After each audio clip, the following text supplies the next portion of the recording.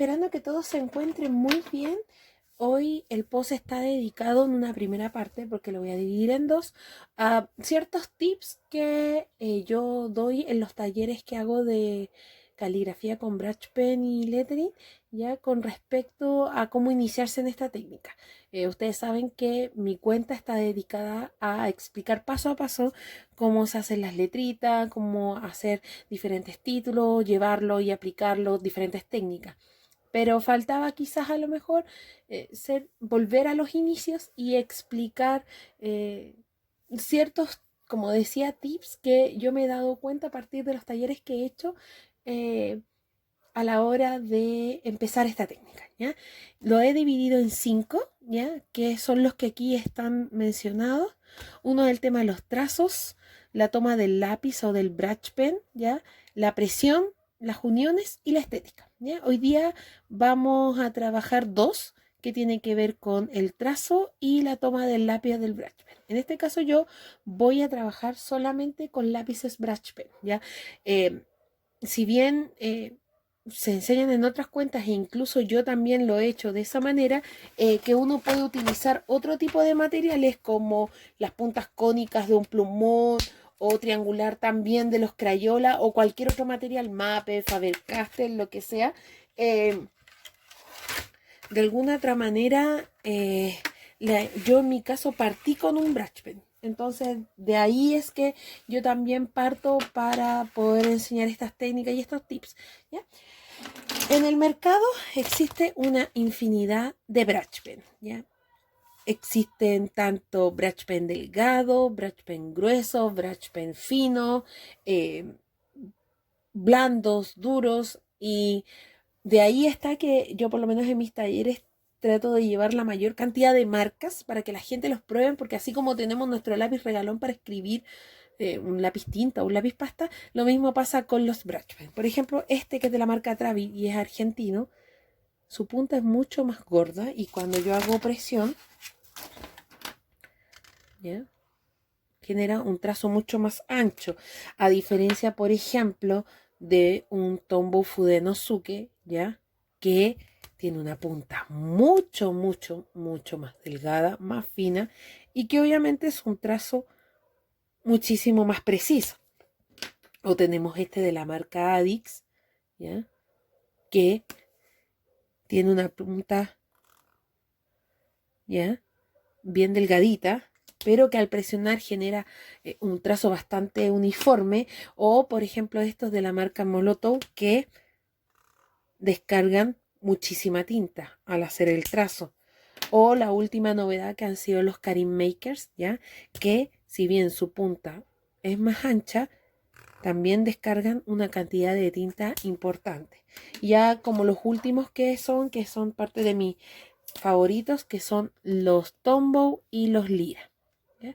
Que también tienen una punta muy parecida, casi idéntica, ¿ya? Y que generan diferentes descargas. Entonces, partiendo desde esa premisa, obviamente hay un tema con los trazos, hay un tema con cómo se toma el lápiz, etcétera, etcétera, ¿ya? Así que vamos a partir con el tema de los trazos. A la hora de hacer un trazo, voy a acercar un poco, voy a correrme, lo voy a acercar un poco para que lo vean. Exacto. Ahí con más precisión. Cuando nos referimos a los trazos, ustedes los deben visto no tan solo en mis plantillas, sino en plantillas de muchas otras cuentas, que existe algo que se llama el trazo grueso y el trazo delgado, ¿sí?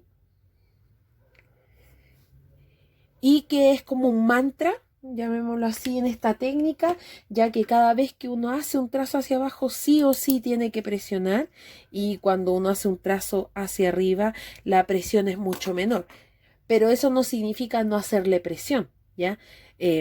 Me ha pasado en los talleres que les cuesta, porque, por ejemplo, aquí voy a explicar, al hacer el trazo, como que se les levanta el pincel y queda como ininterrumpido el trazo.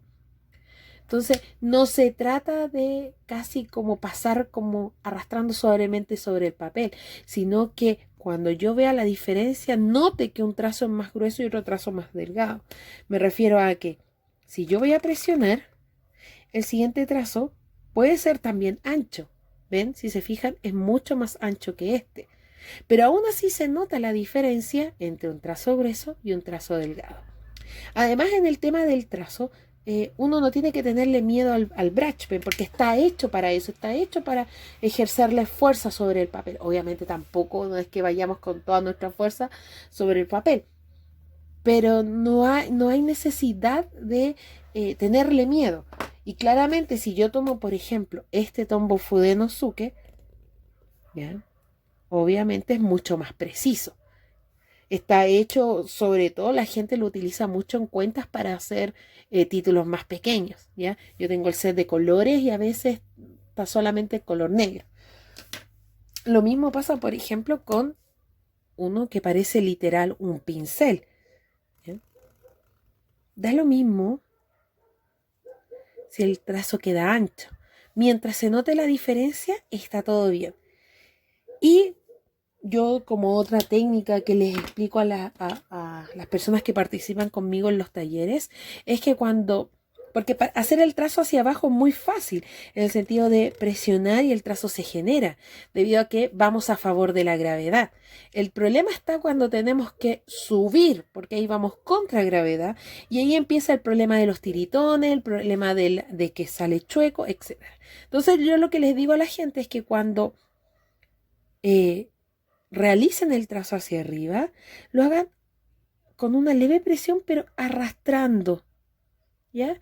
No como una cosa así como que estuviéramos pintando, sino más que nada arrastrar para que así se genere el trazo más fino. De esa manera evitamos sacar el lápiz del papel, para que así no nos genere estas situaciones de discontinuidad, ¿ya? O falta de presión. Entonces, tener precaución con eso. Entonces, a modo de resumen, tener claro, primeramente, que un trazo delgado no significa un hilo de trazo, sino que el trazo delgado tiene que ser mucho más fino que el trazo que yo hice anteriormente. Por lo tanto, si yo hago un trazo grueso, ¿sí? Puedo arrastrar, incluso hacer una leve presión, y si se fijan, es mucho más grueso ese trazo que ese que fue el inicial. Pero aún así sigue siendo más delgado que el anterior. Entonces, para tenerlo claro y en consideración con respecto al tema de los trazos. Y lo segundo que vamos a hablar hoy día tiene que ver con la toma del lápiz, ya en este caso del brush pen. Aquí la mayoría, si se fijan, vamos a ponerlos todos otra vez, la mayoría son más pequeños que grandes, ¿ya? Salvo los Lira y los Tombow, que son de un tamaño considerablemente grande. Pero por ejemplo, en el caso de este Karim Maker, si yo le saco la tapa, en realidad queda bastante pequeño. Y cuando yo lo tomo, pareciera que ocupa toda mi mano para poder hacer los trazos.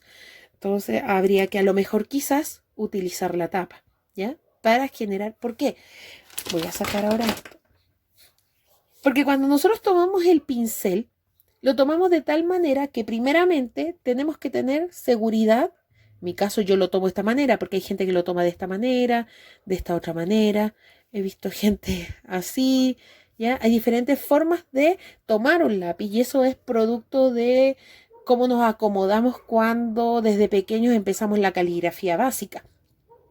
Pero hay temas con respecto a cómo tomar un brush pen. Y esto lo hago, como vuelvo a decir, a partir de experiencia que he tenido en talleres o en conversaciones con otras personas. Lo primero es, obviamente, que haya una seguridad a la hora de tomar, ya sea la forma que sea, pero que ustedes sientan de que están tomando correctamente y con seguridad, que no sientan que se está tambaleando el lápiz, ¿ya? En segundo, evitar, o sea, tratar de que este brush pen tenga también su fuerza, no su fuerza, sino su acomodo en el resto de nuestra mano. Si yo sacara la tapa del Karim Maker, ya me va a quedar muy poquito y puede que se me tienda a tambalear a la hora de hacer los trazos. Pero si ya le coloco la tapa, me genera mucha más seguridad. Lo mismo, por ejemplo, con alguien que es pequeño, por ejemplo, este Adix, ¿ya? Si yo le saco, me va a quedar muy poco desde mi mano hacia lo que queda del lápiz. Pero si yo le coloco la tapa, ya me da más seguridad y también me da más masa, no peso, como siempre le digo a mis alumnos, más masa a mi lápiz. Por lo tanto, hay más presión sobre mi mano. Entonces eso me da mayor seguridad. Y lo otro que tiene que ver con esto es la forma en cómo yo coloco el lápiz. Mayoritariamente nosotros escribimos así, casi en forma vertical o ladeamos casi en una relación de 45 grados. Si hacemos eso, efectivamente podríamos generar el trazo, pero primero vamos a empezar a dañar más rápidamente nuestro brush pen y en segundo, cuando queramos hacer trazos, ¿ya?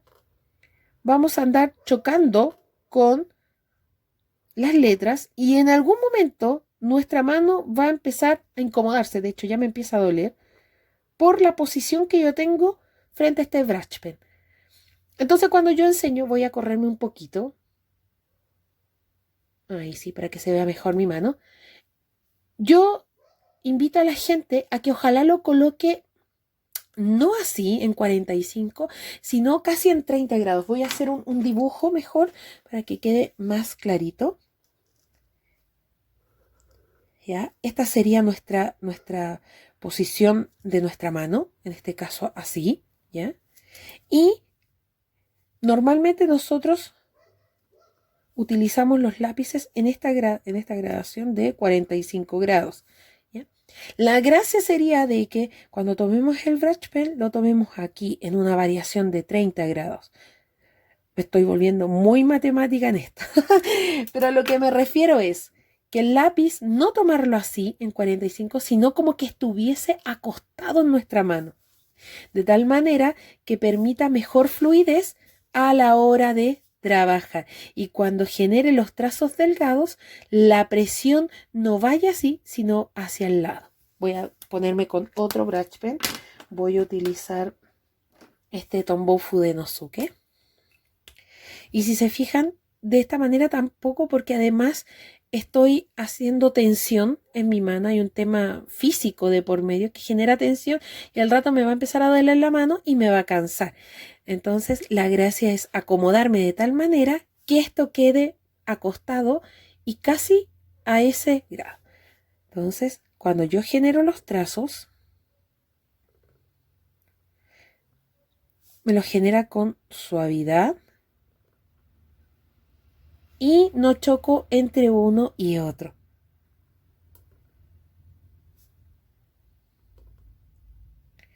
Recuerden que esta técnica es lenta, ¿ya?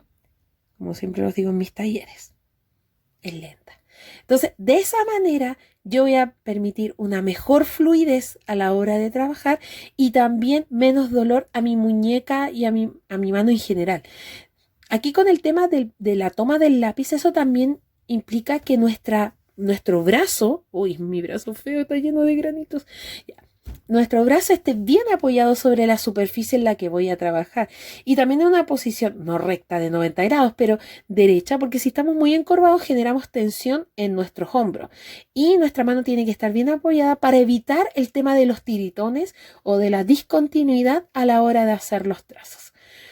Espero que hayan quedado bien claros estas dos temáticas y ya saben que cualquier duda o consulta yo siempre estoy muy dispuesta, quizás pueda demorarme un poco, sobre todo en estos días debido al concurso, pero siempre estoy dispuesta a explicar y a aclarar dudas con respecto a esta técnica tan bonita, porque como siempre les he dicho, mi objetivo es que todos puedan lograr escribir bonito con estos tipos de lápices. Entonces ya el próximo post vamos a trabajar estas dos nuevas temáticas que tienen que ver con la presión y con las uniones, ¿ya? Porque siempre trabajamos las letras separadas, pero cuando vienen las uniones es donde empieza el problema. Así que espero que les haya gustado este post. No olviden darle like, comentar y cualquier duda o consulta ya saben dónde me pueden encontrar. Que estén súper bien. Chao, chao.